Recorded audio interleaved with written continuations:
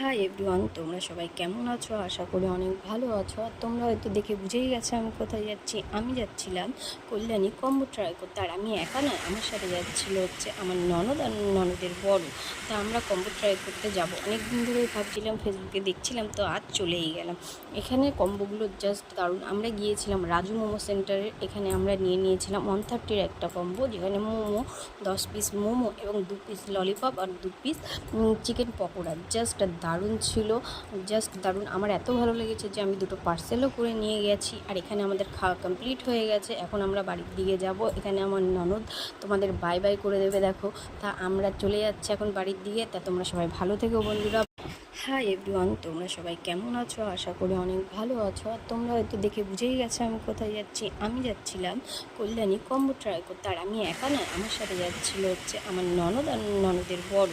তা আমরা combo try করতে যাব। অনেক দিন ধরেই ভাবছিলাম, ফেসবুকে দেখছিলাম, তো আজ চলেই গেলাম।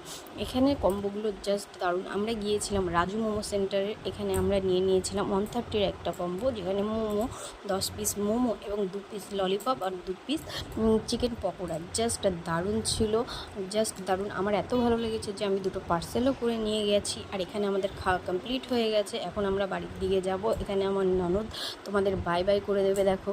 তা আমরা চলে যাচ্ছি এখন বাড়ির দিকে। তা তোমরা সবাই ভালো থেকো বন্ধুরা। বাই।